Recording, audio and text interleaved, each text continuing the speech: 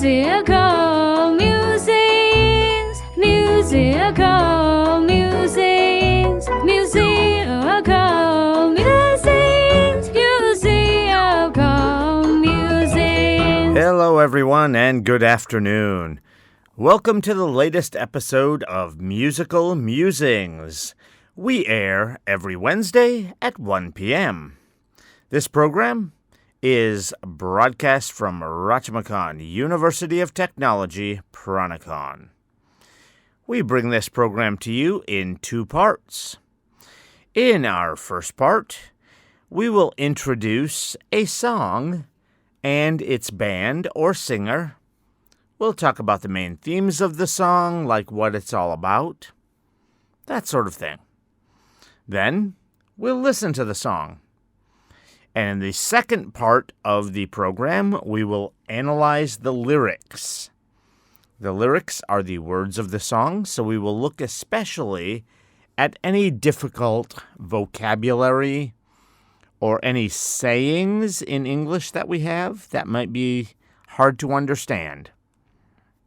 So anything that's difficult, we will talk about in the second half. After that, we'll have the news and the latest updates from the university. Musical musings, musical musings, musical musings, musical musings. Welcome, everyone. My name is Gary Gray. I am your host for the Musical Musings program. I am an American teacher here in Thailand, teaching at Rajamachan University of Technology, Pranakon. I have been teaching here for over 6 years, and I'm going to bring this program to you, where we're going to talk about some music. So for today, we're going to do the song Blood and Fire. That is a song by the Indigo Girls. You may not have heard of them. They're popular, but they're not that popular. It's not like the Beatles or the Rolling Stones or some big giant band like that. They were quite popular for a little while, though, back in America. So this is a female duo from Georgia. When we say duo, that word means two. So there are two main singers in this band. Now, when they've toured with bands, so they've had other backup singers or other musicians for playing guitar or drums or whatever. So they're usually, when they're performing, it's more than just two of them. But the basic composition of the group is just the two women. So the Indigo Girls is two women, Amy Ray and Emily Salyers. They've actually been friends since elementary school, and they have performed together since they were in high school. So it's a little hard to say exactly when they started performing, since they were together the whole time. They were friends since elementary school, and you can imagine when you're deciding you're going to perform together, they kind of gradually, did a little bit here, did a little bit there. And so there's no real perfect answer to when they got together. So we don't really have a start date for the Indigo Girls. We do have a start date for when they were performing under that name, of course, because we know when the name came about. So they started officially performing under the name Indigo Girls once they got into college. I believe they were at Emory College. I'm sure most of you don't know that college, so that doesn't really matter, but they were in college. So this was after they'd been performing together for a while. As I mentioned, they started performing together in high school, and who knows, they might have played around a little bit together in junior high, whatever, since they were friends since elementary school. Again, it's really hard to put a date to when they really started. But when they started performing under the name Indigo Girls, it was once they were in college, and it was in 1985. So that's the official start of the Indigo Girls. And their first album came out not too long after that. Took them a little while, a couple of years. So it wasn't immediate.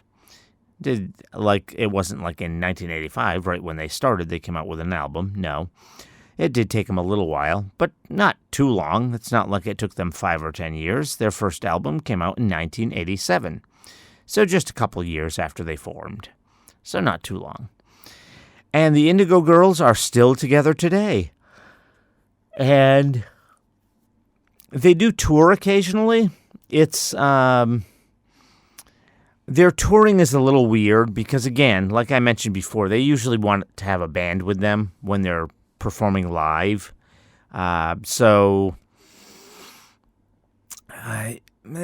little tricky when they go on a tour because they don't have an official band with them. The Indigo Girls is really just them. Amy Ray and Emily Saliers. That's it. That's the Indigo Girls, the two of them.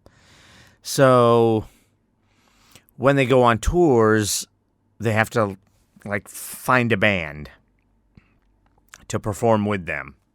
And sometimes that means having backup singers as well. And of course then the band has to know all the songs. The backup singers really have to know all the songs because they have to sing with them. So it's a little tricky. So they don't tour a lot, but they do. But it's relatively frequently, like every few years, they'll go on a tour. It's mostly tours of the U.S. since that's where they're mostly famous. They do occasionally go to some other countries, but usually local, like maybe they'll go into Canada or something like that. But it's mostly an American band. And I can tell you that I have actually been to one of their concerts while they were on tour. Unfortunately, it was one of the worst concerts I've ever seen. So you may wonder, well, why are we talking about this band? Oy, if they're so terrible in concert. Well, the concert was not terrible because of them. It was terrible because of the crowd. Everyone in the crowd loved them so much that they decided they would all sing along. And it was awful. It was awful. Most of the people in the audience could not sing well, as you can imagine. And a lot of them happened to be drunk because it was outdoors. So, you could have alcohol and all. So lots of people were drunk and singing really loudly, so you could hardly even hear the band. So you couldn't hear them, and everyone singing was out of tune, so that was terrible. So one of the worst concerts I've ever been to, but that doesn't mean they're bad. It was a bad concert because the audience was terrible. It wasn't because they were terrible. They were just fine. So again, this is a great band. And it's one you've probably never heard of because they're not very popular outside of America. And even in America, they were only really famous for a very short time. But again, they're still performing. They're still kind of popular. And the song we're going to do today, Blood and Fire, is actually not one of their... I was going to say it's not one of their more famous songs. Actually, it probably is one of their more famous songs. It's definitely not their most famous song. I think, for me, it's my favorite song by them, even though it's not their most famous. But I think it's a really good song. That's why we're going to do it today. And the song is about someone who loves very intensely. Intense means really strong, like a really strong love. But it almost goes too far. You can imagine this. You can imagine two people loving each other. and one person goes too far. So what does that mean if you go too far in love? I mean, how can you love someone too much, right? What does that mean? Okay, so think about this. It means something like, I don't know, maybe being obsessive about the other person. And so maybe you get jealous. So you have a boyfriend or a girlfriend, and he or she just talks to someone. And all of a sudden you're upset because they talk to someone else. Even if it's just a friend, an acquaintance, or maybe someone they just met at a bar. They're just having a casual conversation, nothing important about it, but you get upset. That happens. That's what I'm talking about. Loving someone too much. And that's what this song is about. It's about someone who loves so intensely that it actually becomes bad. They become very possessive, for example. That's what I'm talking about with being jealous. Like you don't let your boyfriend or girlfriend even talk to other people because you're afraid that, they're going to run off with that person. That sort of thing. That's being possessive. So this is about someone who loves so much that it actually hurts the other person. So that's what this song is about. And in this song, it talks about kind of wanting to get back together, but but also understanding that it's their own fault. This song is sung by the person who is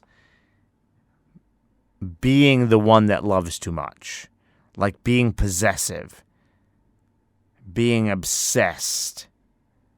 So being the person that's wrong, because that's wrong to do that. You should give your partner a little bit of freedom. Obviously, you don't want them running off with someone else, but you should let them have friends, talk, whatever.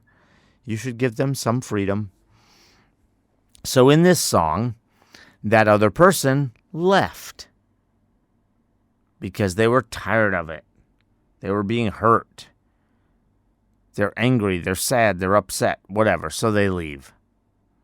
And so now the person singing the song wants them back, but at the same time, as you see in the lyrics, they're not really willing to change. So they kind of talk about wanting someone who can put up with that, who can tolerate how they are. And yet they also talk about wanting their other person, the person that they just broke up with, wanting them back. So it's a very complicated song. It's like the person singing is kind of like, well, I want my old boyfriend or girlfriend back, but I'm not willing to change. And so maybe I need someone who's going to be willing to put up with me the way I am. And so it's a complicated song. But musically, it's a very good song. It's a really great song. It's kind of slow, very passionate. It's a really good song. As far as what genre we would call this song, I talk about genres almost every week. Genre means what style a song is, and I don't like that. I don't like classifying songs into a certain category because a lot of songs cross over. Next week, we're going to be doing a song called Elvira by the Oak Ridge Boys, and it crosses over a lot.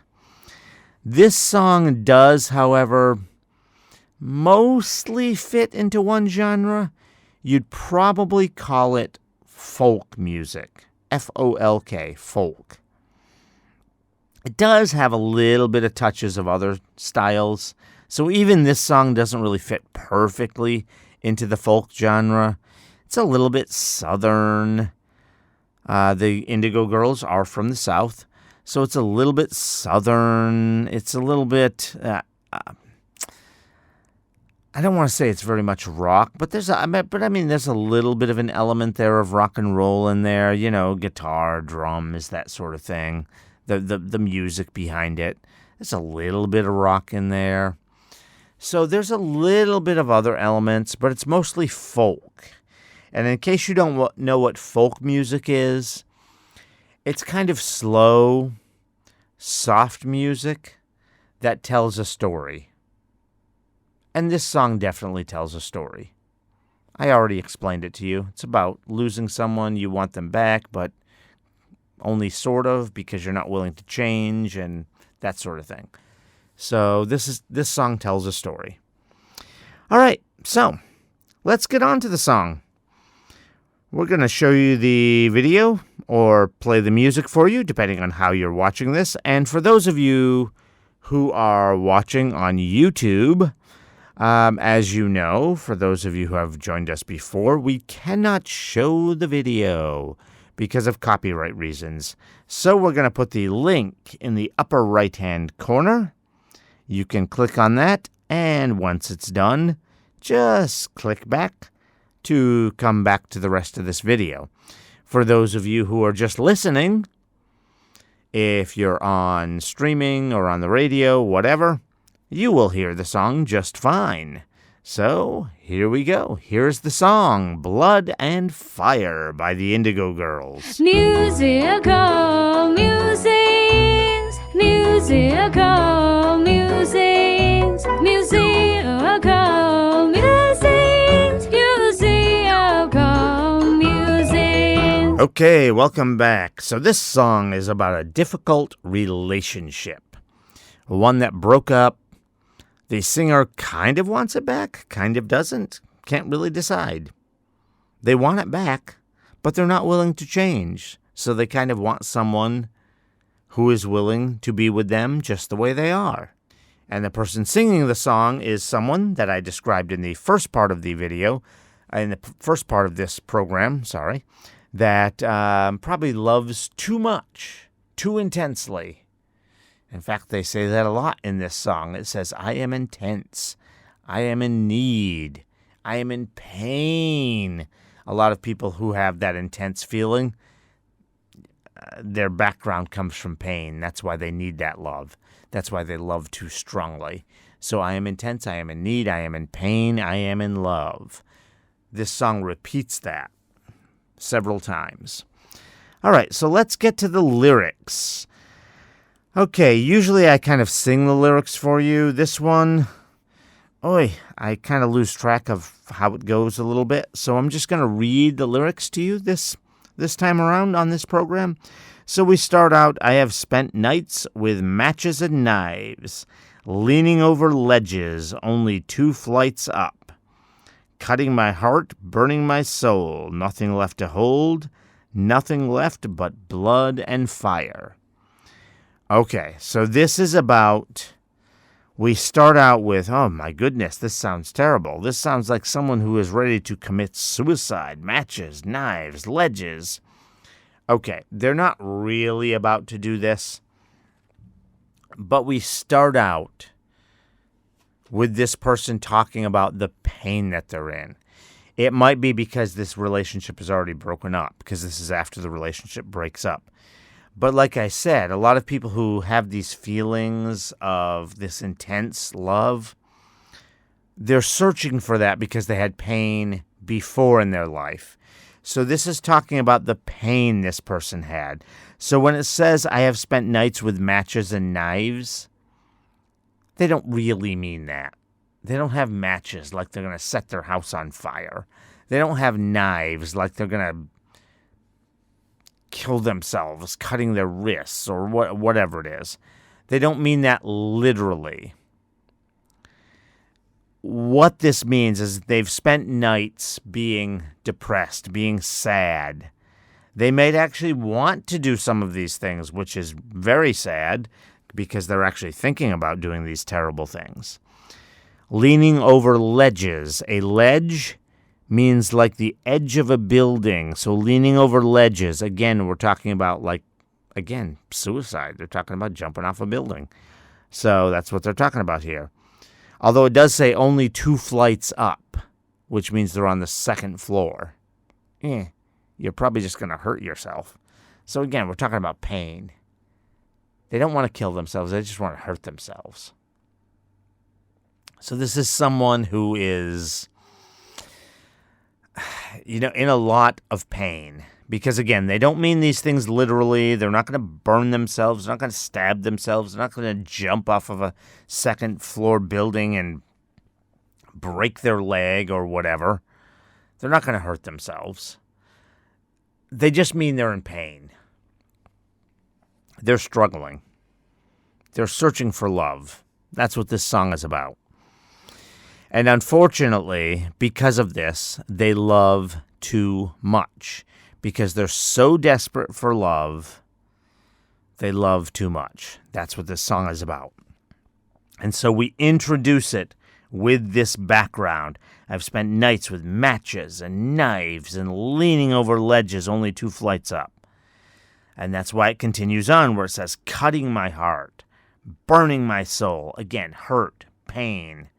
That's what this is about. This person is in pain. Nothing left to hold.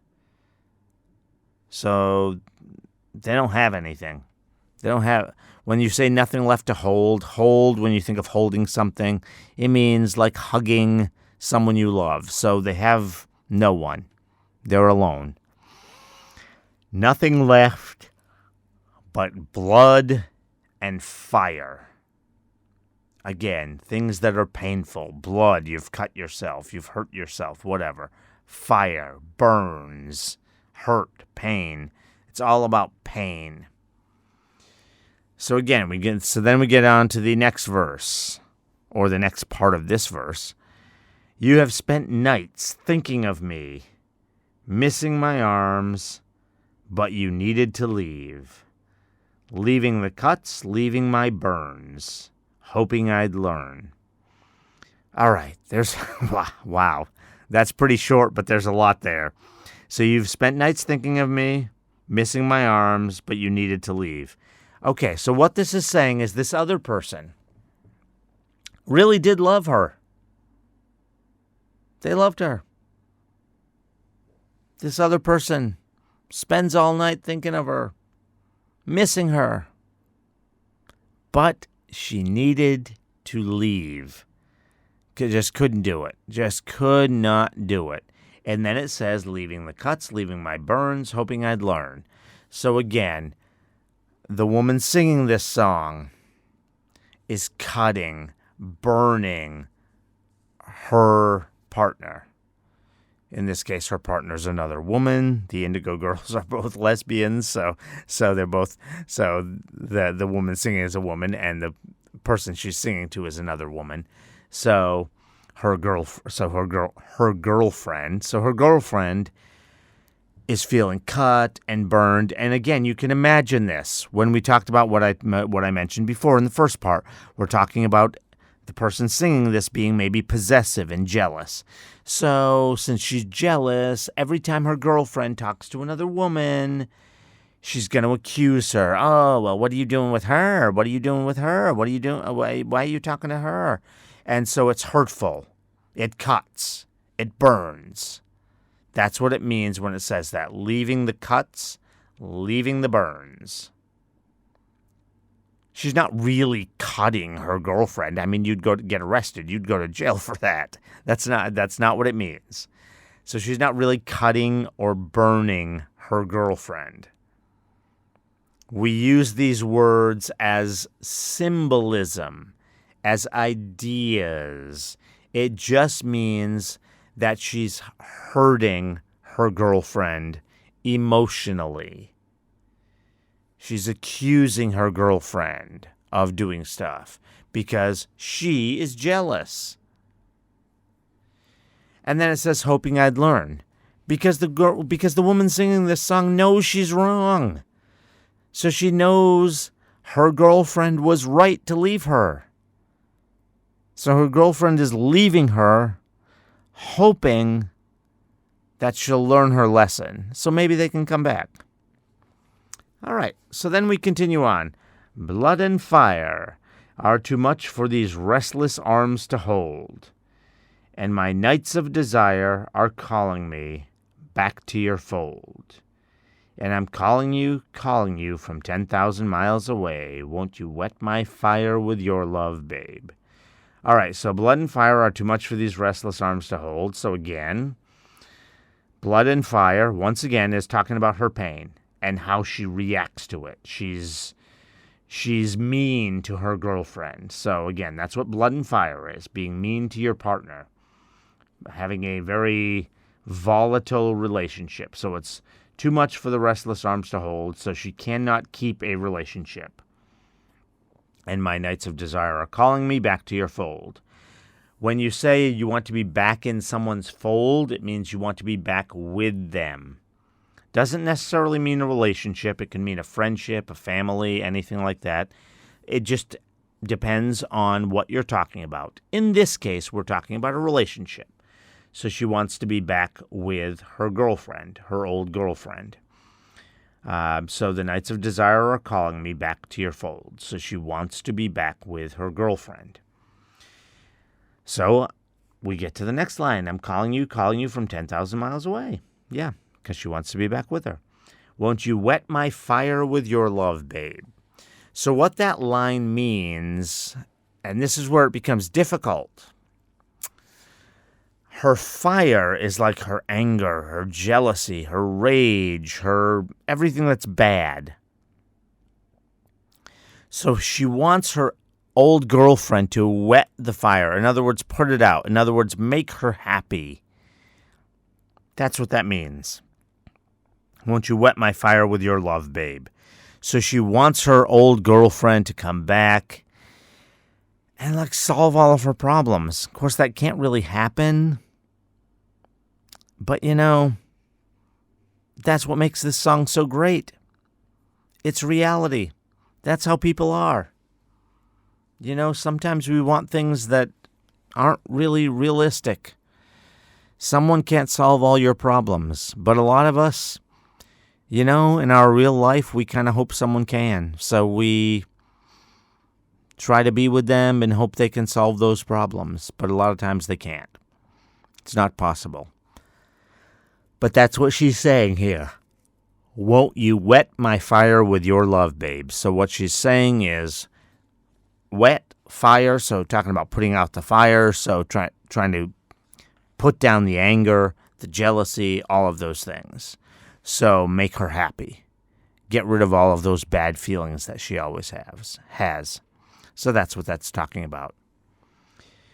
All right, so then the next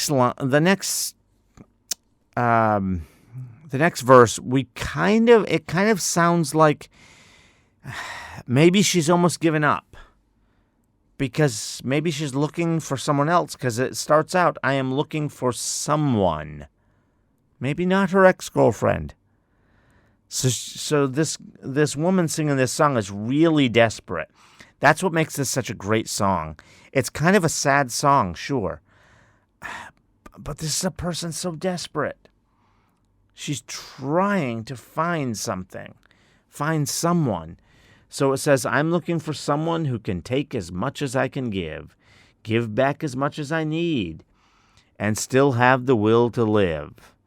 I am intense, I am in need, I am in pain, I am in love. I feel forsaken, like to things I give away. Okay, so again, looking for someone. So now it's like she's almost given up on her ex-girlfriend. She's just anyone who can take as much as I give. So take as much as I give. Okay, you can imagine what that means, because again, we're talking about someone who, when they give love, it's over the top. It's not just love. It comes with jealousy and anger, and it comes with a lot. So they're looking for someone who can take that and give back as much as I need. So maybe even give back some of that anger. Someone that can really kind of put her in her place, make her feel okay, and still have the will to live. Honestly, I have been in a relationship like this, and yeah, if you're the one that's on the bad side of this, yeah, you do lose the will to live. Oy, it's too much. It's too much. Constantly, the jealousy, the anger, the everything. It's too much. You don't even want to live if you're in a relationship like that for too long. So, yeah, that's what it's talking about here. So it says she wants to be with someone like that, but she wants to be with them, and they still have the will to live. So they want someone strong enough to survive in that. Then it says, I am intense. We talked about before. I am in need. I am in pain. I am in love. Yep. And then it says, I feel forsaken. When you feel forsaken, it means like you're kind of left alone. So, yeah, her ex-girlfriend left her. So she doesn't know what to do. She's kind of alone, lost, doesn't know the future. She feels forsaken. Okay, then we get back into what's sort of the chorus here. Blood and fire are too much for these restless arms to hold, and my nights of desire are calling me back to your fold. I'm calling you from 10,000 miles away. Won't you wet my fire with your love, babe? All right, so that's our chorus again, and then it repeats. I am intense, I am in need, I am in pain, I am in love. And then it repeats the chorus one last time. And so that's it. That's the end of the song. So, again, it seems like a really sad song, like it's bad. It's actually a really great song. Because it's real life. You know, this is someone desperate to find love. This is real life. A lot of people go through that. Maybe you didn't. Depends on how you grew up and things like that, how your mindset is when you're talking about a relationship and falling in love with someone. But for a lot of people, yeah, this is real. This is real life. So it's a great song. All right. So this probably isn't, though, their number one song. For me, it's their number one song. It's my favorite song by the Indigo Girls. But the Indigo Girls' number one song is probably Closer to Fine. So I would ask you to please check out that song. It's worth it. It's another great song. In fact, much of their music is wonderful. But they are kind of a niche band. What that means, niche band, is it means that they don't have a wide audience. Like I mentioned in the first part, they were never that popular. Well, I shouldn't say they were never that popular. They were actually quite famous. But it was a brief time and really only in America. So they don't really have a lot of huge songs, huge, really popular, famous songs. But still, a lot of them are really good. So go check them out. And you should start with Closer to Fine, because that one did get very famous. Blood and Fire is my favorite one, the one we went over today. But Closer to Fine is their most famous song. So I would encourage you to check out their other music. Even though they're not huge hits, they're great songs. These two artists, Amy and Emily, are great singers and artists. They're worth listening to. So check out Closer to Fine first, but go ahead and check out their other music as well. Thank you, everyone, for joining us for today's Musical Musings program. Please stay with us, and make sure you tune back in next week for another great song. Also, don't forget to subscribe to our channel. Thank you. Musical musings, musical